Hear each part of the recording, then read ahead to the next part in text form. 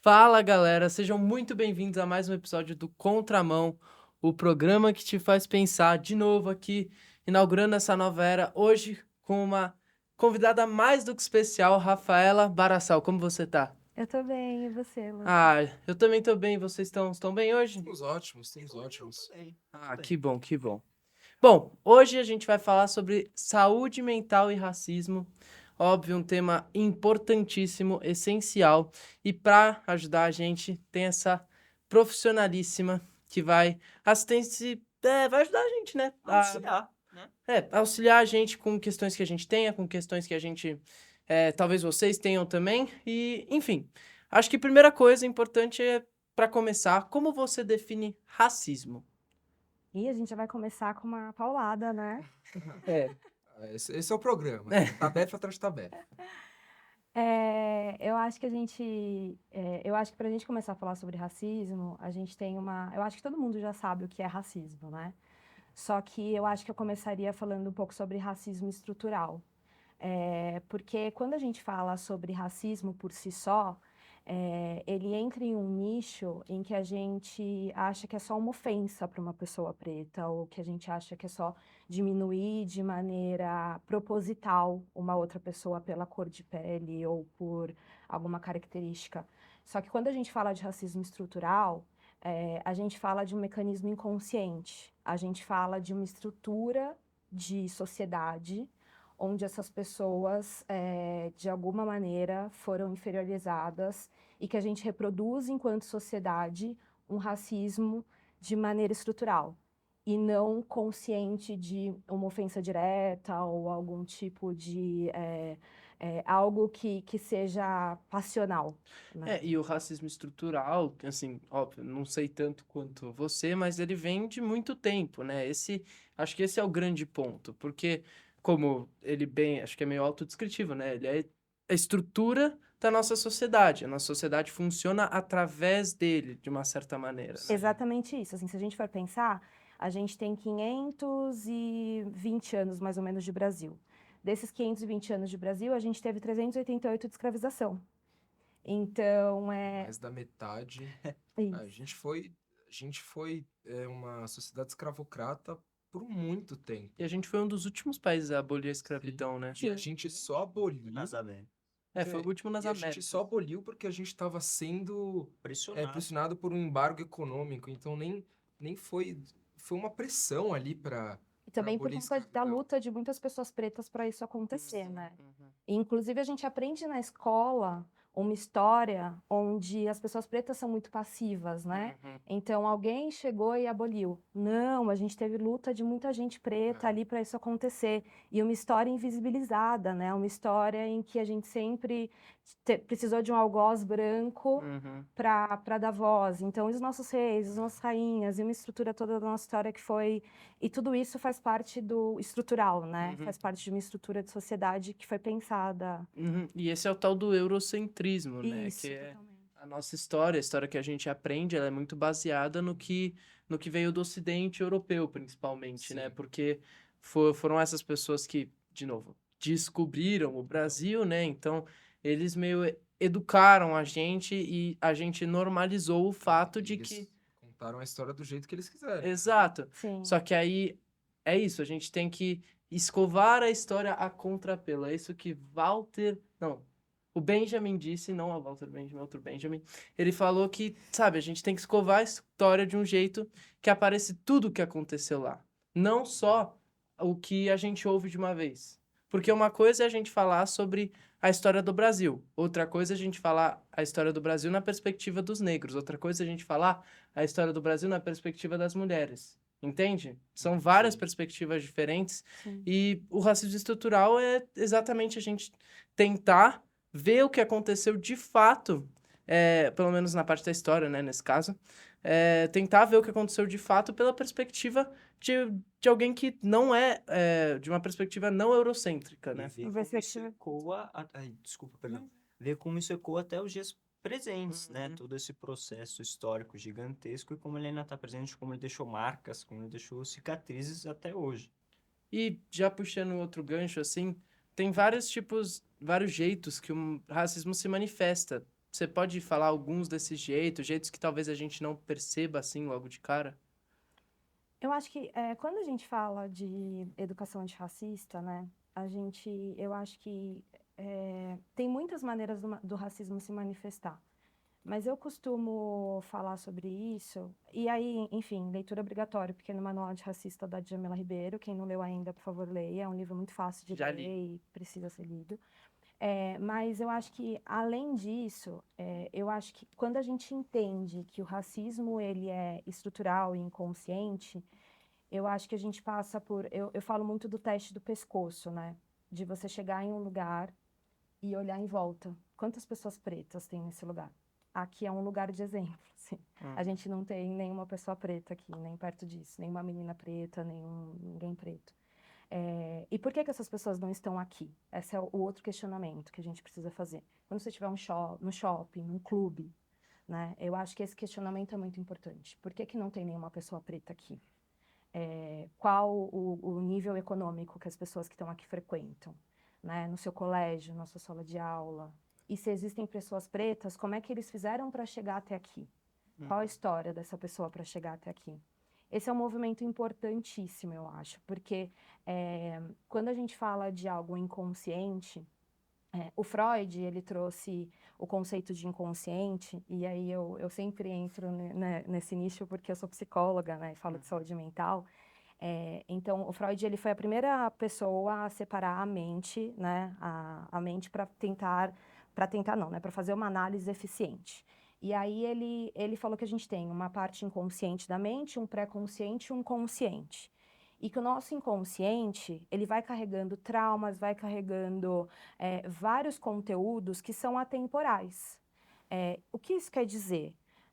Tem coisas que você aprende quando você é criança, e quando você aprende, quando eu falo que você aprende isso, às vezes não é alguém que olhou para você e falou assim, pessoas pretas são inferiores. Não. Mas você olhou na TV e você via pessoas pretas só no papel de empregados domésticos, só em papéis inferiores, e você não via pessoas pretas líderes, você não via pessoas pretas em papéis de poder. Isso tudo você aprendeu inconscientemente. E o inconsciente, ele é atemporal. Isso quer dizer que é o seguinte, você vai reproduzir isso, mesmo não percebendo. Mesmo que conscientemente você não queira reproduzir isso, você vai reproduzir. Então, é essa reflexão em todas as nossas ações. Eu uso isso como uma pessoa preta também. Eu nasci uma mulher preta, é óbvio. Só que eu lembro do marco onde eu me vi mulher preta. Que eu fiz uma viagem para a Jamaica, em 2017, e a Jamaica, ela é um país 98% ou próximo disso de pessoas pretas. E quando eu cheguei na Jamaica, eu tomei um susto muito grande, porque eu olhava os outdoors, as pessoas eram pretas. Eu ligava a TV, as pessoas eram pretas. Os estabelecimentos, os donos dos estabelecimentos, as pessoas eram pretas. Eu era o padrão de beleza. O meu corpo era o padrão de beleza, o meu cabelo era o padrão de beleza. E aquilo me assustou de um jeito que não deveria ter assustado. E eu voltei para o Brasil com essa reflexão. Até que ponto, inconscientemente, eu tive que me enquadrar em uma sociedade onde eu não era o padrão, onde as pessoas esperavam a todo momento que eu estivesse em um lugar inferior, onde eu estivesse em um lugar de não padrão. E como eu me adaptei a isso para viver e me tornei uma mulher adulta com todo esse inconsciente criado, né? Então, por que que eu cheguei nessa história inteira para te responder essa pergunta? São muitas esferas, não existe um manual. Às vezes é muito sutil, às vezes é um olhar, às vezes é você chegar num lugar e olhar para a pessoa preta e não adivinhar que ela é a pessoa especialista que vai falar alguma coisa, ou que ela é a pessoa que é dona daquele lugar. É um movimento que a gente precisa se atentar a todo momento, porque o racismo ele tem muitas esferas.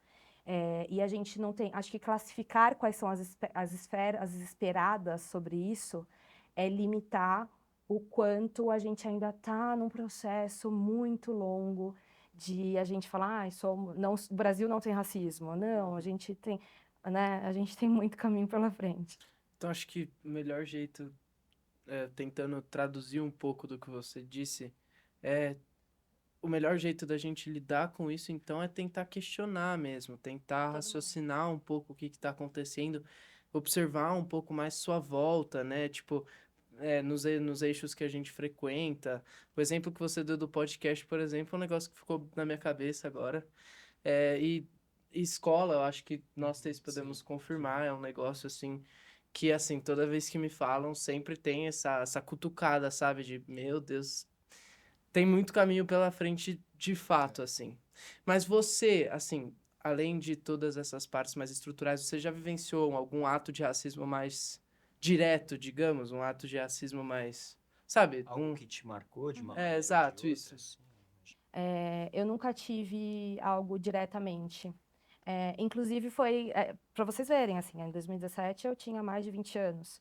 E foi quando eu parei para pensar, foi quando eu tive essa identificação de eu sou uma mulher preta. Porque eu estive em espaços muito brancos e eu nunca tinha tido racismo direto. Nunca ninguém me ofendeu diretamente. Nunca ninguém falou do meu cabelo diretamente ou de algum traço meu diretamente. Mas eu percebia que quando eu ia para um barzinho na Faria Lima, eu não era o esperado naquele lugar. Eu não era o padrão de beleza daquele lugar. Eu não era uma pessoa que as pessoas esperavam que chegasse lá. Então o olhar é um pouco diferente, né? Aquele olhar de será que ela tá perdida aqui ou será que ela veio aqui, enfim, de fato. É um racismo direto? Não, aquela pessoa pode falar porque ela olhou sem querer, assim, e de fato foi sem querer, foi inconsciente. Mas de fato é um olhar diferente que uma amiga branca, uma amiga loira, uma amiga, né, enfim, diferente de mim, não teria que conviver com isso. Então, eu acho que até demorei um pouco para ter essa reflexão do que é sofrer racismo direto por conta disso, de fato, né? De nunca ter tido uma ofensa direta. Isso só mostra o quanto que a gente ainda tem para andar, né? Porque se é algo tão inconsciente como você falou, significa que a gente tem que mudar desde a base de qualquer coisa, da educação. Eu lembro que a minha escola ela tá passando sobre algumas mudanças em questão a como eles ensinam a história, né? O que eu lembro é que quando eu era mais novo, eles usavam a palavra escravos. Hoje a gente usa escravizados, o que é uma mudança sutil, mas quando você para pensar sobre tudo em volta disso, significa muita coisa, né? Porque eles explicaram que quando você coloca alguém na história como escravo, é um sujeito passivo, que nasceu naquela condição. E que deve ficar E naquela. permanece. Você está Exato. excluindo toda a questão de sequestro, de maltrato, e que não é a personalidade, não é a pessoa, é uma situação que ela foi colocada ali. E a gente também aprendeu a gente colocou na perspectiva dos quilombos, a gente aprendeu muito sobre o Zumbi dos Palmares também. E o que eu acho mais interessante nessa coisa do escravo e escravizado, que eu também tive na minha escola, que quando você pensa em falar só como escravo, você acaba tirando a própria humanidade da pessoa, né? Sim. Quando você diz escravizado, você pensa, é uma pessoa que foi escravizada, foi raptada e se tornou escravizada aqui no Brasil. Mas quando você só diz escravo, você parece que é inerente à natureza dela ser escravo, como se fosse uma opção ou alguma coisa desse tipo. Isso também me marcou bastante. E eu tenho uma coisa interessante para falar sobre isso, que parece, quando a gente vê isso na história, parece muito distante, né? Mas, por exemplo, é uma história de família. O meu avô, ele é a primeira geração não escravizada. Por que que eu falo isso? Porque os pais dele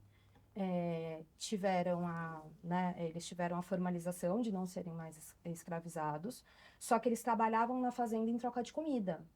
Então, meu avô contava, né, porque ele faleceu, que ele, desde pequeno, os pais trabalhavam na colheita da fazenda e tudo mais, eles moravam em uma casa, né, ali, que era dada pelos donos de fazenda e tudo mais, e as crianças já nasciam, quando tivesse condições de andar e carregar coisas, já iam trabalhar. E ele, com 12 anos, se cansou daquilo, ele falou, putz, eu não quero viver isso, entrou num caminhão e fugiu para São Paulo. E ele começou a vida dele em São Paulo. Então, assim, é meu avô, gente, o pai da minha mãe. É muito perto, assim. A gente não tá falando de uma geração de muito tempo, né? E ia começar literalmente do zero. É óbvio que e aí a gente entra numa discussão aqui, né, que todas as famílias têm uma história de luta, né, de um avô que chegou no Brasil, que ganhou um terreno, as famílias com descendência europeia, por exemplo, né, ganhou um terreno e teve que fazer aquele terreno vingar de algum jeito, biriri, bororó, que também teve muita luta e tal. Mas eu tô falando de 2 gerações, gente. Tô falando de um avô fugido É de uma muito próximo quando fazenda. você bota, sim, em perspectiva até espanta, né? Como não é algo distante, é algo Não. muito próximo. E é triste você saber que, cara, a gente ainda tem muita notícia de escravização que tá por trás dos panos, por trás de tudo isso. É muito triste Sim. você saber que, por mais que esteja fora da lei, e tem muita coisa fora da lei que acontece, e escravização é uma dessas, né? Situação Sim, análogas à análoga. escravidão. À É. escravidão. E uma estrutura econômica, né, que isso produz. Então, assim, se eu falo eu tô falando do meu avô, você tem o bisatataravô, que teve o terreno doado para vir para o Brasil, para fazer acontecer e tal. Olha a estrutura econômica que isso gera, assim. Hoje, a escola que meu filho vai ter condições de estudar, é óbvio que é melhor do que a escola que eu tive condição de estudar, e vice-versa. A escola que vocês estudam hoje, eu tenho certeza que é muito melhor do que os pais de vocês tiveram condição de estudar. Então, se a gente vê a estrutura econômica que isso gera, né, de geração em geração, esse é um dos motivos, né, dessa estrutura social que a gente tem econômica de pessoas pretas não conseguirem estar aqui, por exemplo, ou não estarem no shopping que às vezes a gente frequenta, ou não estarem no colégio que vocês estudam, por conta dessa estrutura social. E aí eu recomendo o livro Racismo Estrutural, do Silvio de Almeida, que ele fala sobre essa estrutura econômica que faz com que, né, o racismo estrutural enquanto estrutura econômica, estrutura de sociedade, e enfim, o porquê que a gente reproduz e vai demorar bastante tempo para a gente parar de reproduzir o racismo. E assim, por mais que não pareça, né? Eu sei disso. Meu avô, ele era um cara negro, por mais que eu seja completamente branco, né? Branquelo.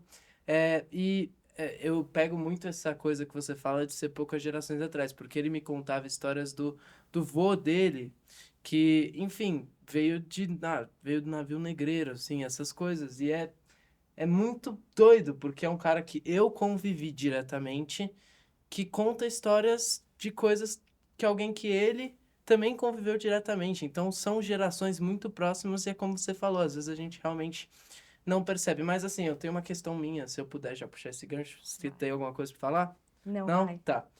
Também tem um negócio da interseccionalidade entre diferentes minorias ou discriminação, né? Outras formas de discriminação. Você, como uma mulher negra, você sente também essa intersecção entre essas diferentes formas de discriminação, que é tanto racismo quanto machismo? Eu sou a desvantagem da desvantagem, né? Eu tô 2 passos à frente, porque além de preta, eu sou mulher. É óbvio, né? A gente vive num país também, né? A gente vive num mundo patriarcal. Sim, a gente tem, eu acho que a mulher preta, ela é colocada em posições ainda mais inferiorizadas do que o homem. O homem preto, é óbvio, ele tem questões que são... o racismo, ele não tira ninguém, né? Ele não, ele, o racismo ele não protege ninguém. Então, homens e mulheres racistas, homens e mulheres racistas não, homens e mulheres sofrem pelo racismo. Só que a mulher preta, ela tem essa condição que no feminismo, ela ainda tem um passo atrás, né? Porque é diferente do feminismo branco, né? Mulheres brancas têm direitos adquiridos e direitos respeitados muito mais do que mulheres pretas, né? Tem a Djamila, ela fala sobre isso. A gente, enquanto algumas mulheres brancas já tinham o poder de voz, de lutar sobre direitos, as mulheres pretas ficavam na casa delas cuidando dos filhos delas e não tinham voz para falar sobre os direitos delas mesmas. Então, é óbvio que a gente tem 2 passos aí para trás, no meu caso e no caso de todas as mulheres pretas, que é a questão de, além de viver num país machista, a gente vive num país racista. Uhum. Você, como psicóloga de formação, né, que você falou, como você acha que esses temas da saúde mental e do racismo se entrelaçam de alguma maneira? Se é que eles se entrelaçam, como eles estão conectados, né? Que episódio passado a gente falou um pouco sobre essas questões de saúde mental, depressão, ansiedade, episódio que você consegue ver lá no nosso YouTube, do Contramão Underline Programa. O que você acha sobre isso? Saúde mental, para mim, assim, eu respiro saúde mental, né? Eu trabalho com saúde mental, enfim, é um tema que eu acho que serve para tudo na nossa vida. E como eu falei, assim, como eu expliquei, eu tentei explicar o racismo estrutural falando do inconsciente, o inconsciente também ele é importante para gente, quando a gente fala, né? E vocês falaram bastante no episódio anterior sobre a questão da importância da psicoterapia. A psicoterapia, ela faz a individualização do indivíduo. É um pouco redundante, mas o que quer dizer isso, né? Todo mundo tem seus traumas, todo mundo tem uma construção, todo mundo tem uma formação enquanto ser humano. E a psicoterapia faz você entender onde você atua com o seu trauma, onde você atua com a sua verdade, onde você atua, onde as pessoas esperam que você atue, né? Isso é algo que a psicoterapia é para a vida inteira. O Freud, ele fala que viver por si só é uma psicanálise. Por quê? A gente tá aqui, a gente vai errar em alguma coisa, e aí nesse erro você vai falar, putz, eu podia ter feito diferente. E aí você vai fazer diferente. E da próxima vez, você vai, quando acontecer a mesma situação, você já não vai cometer o mesmo erro. Então, viver por si só já é uma psicanálise. E aí ele dá um exemplo que eu acho muito legal. Sabe quando você acorda, você acha que você tá atrasado, e na verdade você ainda tem 2 horas para dormir? Sim. A Melhor psicoterapia sentimento. faz isso. É. A psicoterapia faz isso. Então, ela faz você parar e falar, putz, eu sei que isso daqui não combina comigo, essa situação não combina comigo. Então, isso daqui eu não vou entrar nesse conflito. Ou eu não vou entrar, isso não é sobre mim. Eu não preciso disso agora. Uhum. E aí você ganha tempo se conhecendo, né? Sabendo os seus gatilhos e sabendo o que você quer pra você. É exatamente o que eu ia falar, esse é o autoconhecimento, né? Essa individualização é muito esse autoconhecimento que a psicoterapia traz, que assim, a gente já discutiu no último episódio a importância, mas acho que a gente pode ressaltar o quão importante, o quão difícil é você se autoconhecer, você se individualizar, tanto que a gente precisa de alguém para ajudar a gente a fazer isso. Mas, enfim, né? Se eu puder já, porque né, tem várias questões e o tempo vai passando, eu queria só fazer mais uma pergunta sobre outra coisa que claro, tem o combate ao racismo e tal, e você já tinha um pouco falado sobre o feminismo, então eu queria que você falasse um pouco sobre é, Feminismo negro? não, assim, você feminismo disse? negro, os tipos de combate que tem em relação a isso, sabe? Talvez um movimento, alguma coisa assim. Não sei se você conhece, mas se você conhecer. Eu acho que a gente tem vários movimentos, né? Hoje em dia, com a internet, a gente consegue achar vários tipos, tem vários grupos políticos, tem vários grupos, tem diversos grupos que você pode participar para ter mais informação, para combater, enfim. E eu acho que é um pouco, eu acho que é um pouco delicado você dar nomes de movimentos aqui, até porque por conta de questões políticas e tudo mais. Mas, enfim, eu acho que independente da sua visão política, você consegue achar grupos hoje na internet que você pode atuar de maneira ativa, né? Nessas questões. Hoje eu tenho grupos muito mais voltados à saúde mental, então hoje eu trabalho com saúde mental corporativa, e dentro do meu trabalho eu sou ativa nos grupos de diversidade e inclusão, que eu falo sobre a importância de saúde mental para as pessoas pretas e participo ativamente dos grupos com educação antirracista, enfim, com questões também individuais das pessoas que sofrem racismo, ou questões em que a gente precisa de uma educação em grupo sobre racismo, que isso também acontece bastante. Existem algumas situações dentro do corporativo onde a gente precisa educar várias pessoas ao mesmo tempo sobre isso. E aí eu acho que cabe, quando a gente, puxando a pergunta anterior, né, sobre como a saúde mental tem relação com o racismo. tanto quando a gente fala do autoconhecimento e do que eu expliquei, né, da importância da saúde mental nesse tema, quando a gente fala de uma pessoa que comete racismo, o autoconhecimento ajuda essa pessoa a se olhar e ter essa reflexão do tipo, eu fui racista aqui, e não fui racista num lugar de culpa e de eu sou uma pessoa Mas pra horrível. entender mesmo, não? Para aprender e falar, eu posso fazer melhor que isso, né? Eu cometi algo inconsciente. Gente, é horrível, eu não tô falando que as pessoas não têm que se culpar por cometerem racismo, as pessoas precisam Sim. sentir isso. Mas o que eu quero dizer é, no combate antirracista, se a gente colocar opressores num lugar horrível, a gente está descartando o racismo estrutural, a gente está descartando o inconsciente, e essas pessoas podem refletir e mudar, e fazer melhor, e fazer diferente. E para quem sofre, é óbvio, né? Para quem está nos grupos minorizados, tanto mulheres quanto pessoas pretas, a saúde mental ela ajuda para você se encontrar nesse lugar e saber que você você tá esses passos na sociedade um pouco atrás e como você fura essas bolhas, como você traz pessoas junto com você, né? Porque Paulo Freire falava, quando a educação não é efetiva, o sonho do oprimido é virar opressor. E não é sobre isso. É sobre a gente conseguir puxar a pessoa junto com a gente. É sobre a gente ocupar espaços e trazer pessoas para ocupar esses espaços junto com a gente. E a saúde mental, o autoconhecimento, faz a gente se ver nesse lugar, mas no lugar de potência e não no lugar de inferiorização. No lugar de puxar mais pessoas e no lugar enfim, num lugar de poder e num lugar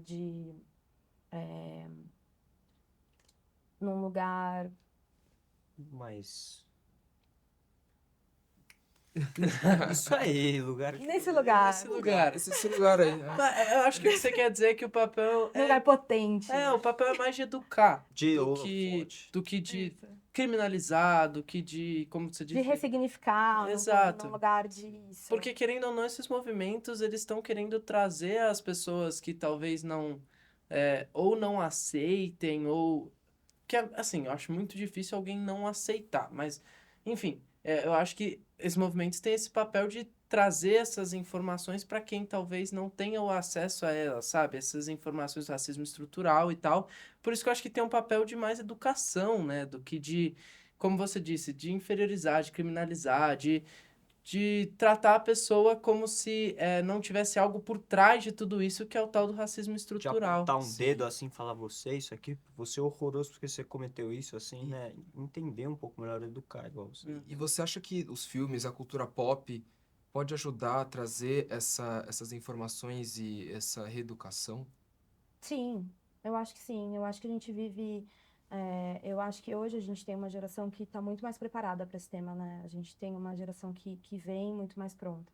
É óbvio, gente, quando eu falo de um lugar de educação, eu também falo num lugar onde pessoas brancas e pessoas que são privilegiadas nesses sentidos.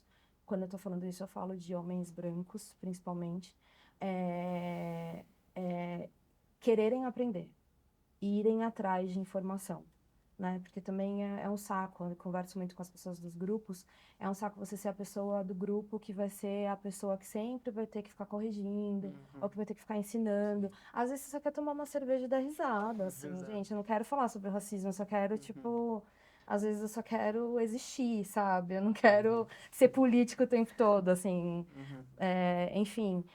Então, passa por esse lugar também da pessoa querer, né? Da outra pessoa ter o esforço de procurar De estar com os informação. braços abertos, É. né? Cabeça aberta. Sim, mas eu acho que a gente tem uma geração que está muito mais, né, quer muito e já toma cuidado com muita coisa e tem esse interesse genuíno.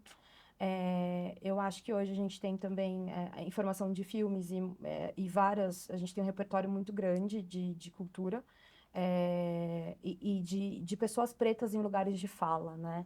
Isso é muito importante. E hoje eu acho que, principalmente com a rede social, e eu acho que vai essa reflexão também. Quem são as pessoas que você segue? Quantas pessoas pretas você segue? As pessoas pretas que você segue, elas estão falando o quê? Elas estão em que lugar? Né? Você só segue as pessoas dentro da sua bolha, dentro do que você vive? Porque isso também é muito importante, né? A gente hoje é influenciado totalmente por rede social. A gente cria a nossa bolha. Mas, já que você falou dos filmes e tal, será que tem alguma dica de filme? Não sei se você assiste muito filme. Se tem alguma dica de filme sobre, talvez não necessariamente sobre o tema, mas que meio demonstra essa manifestação do antirracismo, que você Filme, tinha falado. série, Eu documentário. acho que tem vários filmes, mas tem uma série que me pega muito, que é O Olhos que Condenam. Não sei se vocês já viram. Não conheço. nunca É vi. pesado, mas eu acho que é uma série que ela fala muito sobre racismo estrutural. E acho que é bem importante vocês assistirem, assim, quem quiser assistir. É um soco na boca do estômago, assim, mas é uma história que fala muito sobre... São três meninos que foram condenados, viveram um episódio no Central Park e foram condenados injustamente. E é uma história que conta em detalhes, assim, onde chegou o ponto da condenação e por que que eles eram os condenados. Eu acho que para a idade de vocês, assim, meninos pretos sofrem abordagem policial muito diferente do que vocês sofrem, o que nunca sofreriam. Então, eu acho que Olhos que Condenam é uma indicação muito boa. A gente precisa desse soco no estômago às vezes, né? Onde que estaria disponível? Netflix. Série na Netflix só, né? Então, A gente pode fazer propaganda? acho. Netflix, patrocina, uma patrocina ótima- Contramão, Netflix. Então. Obrigado. Mas, já que a gente também falou de filme, você falou de buscar informação, de querer pesquisar, se tem alguma dica da onde buscar, ou ir na internet rápido, algum site, não sei. Eu acho, quando eu quero, eu costumo fazer o seguinte, como eu sei que, eu não sei, vocês acessam bastante Instagram? Sim. Sim. Quando eu quero saber mais sobre um assunto, eu começo a condicionar minha bolha do Instagram, porque aí ele vai passando todos os vídeos e coisas sobre... E aí eu começo a seguir pessoas que falam sobre isso. Então, eu acho que eu daria uma dica, porque assim, livros tem vários. Eu acho que tem todos os da Djamila, do Silvio Almeida. Eu acho que a gente tem a Bell Hooks. A Bell Hooks, ela tá bem alta e ela fala sobre feminismo negro Uhum. de um lugar muito bonito, de um lugar muito sensível. Siga pessoas na sua rede social. Eu acho que quando a gente segue, e óbvio, né, não qualquer pessoa, pessoas que falem, né, que falem com propriedade do tema, porque eu acho que acaba, quando a gente condiciona a nossa bolha para ver coisas sobre o tema, a gente vive aquilo de maneira orgânica, né? E aí acaba que quando você percebe, você está consumindo aquilo e sendo influenciado de maneira positiva. A gente sai um pouco dessa zona de conforto e é o que você disse, sair da bolha, né? Estourar ela, dar uma olhada por fora. Porque Sim. tem muita coisa que, acho que tem essa questão da rede social que sempre condiciona a gente a ficar na zona de conforto, de ficar Uhum. consumindo o que a gente gosta. Mas tem um mundo inteiro lá fora que às vezes a gente não faz ideia disso e a gente se torna ignorante, Sim. às vezes por causa disso, né? Mas, enfim, muito obrigado pela essa conversa, muito importante, de novo, como eu já falei no início do programa. A gente queria agradecer de verdade de coração por abrir um pouco nossas cabeças sobre isso. E sempre que você quiser, você tá aqui, muito bem-vinda. Então, só para finalizar, siga as nossas redes sociais, Contramão, _ o programa. E pega as informações que ela disse, se vai assistir a série, vai pesquisar um pouco Esteja de mais. braços abertos. Exatamente. Esteja de braços abertos. ET Bilu, busque conhecimento. Exatamente. Que E inspiração. espero vocês aqui de novo no próximo sábado com mais um episódio inédito do Contramão, viu? Muito obrigado e até a próxima. Muito obrigado, viu? Obrigada. Obrigado. Obrigado, Rafa. Tô suando. Fica tranquilo. Foi. Foi muito bom, viu? Obrigada. Legal esse assunto. Obrigada. Calma aí. Agora sim. Obrigada, Théo. Agradeço.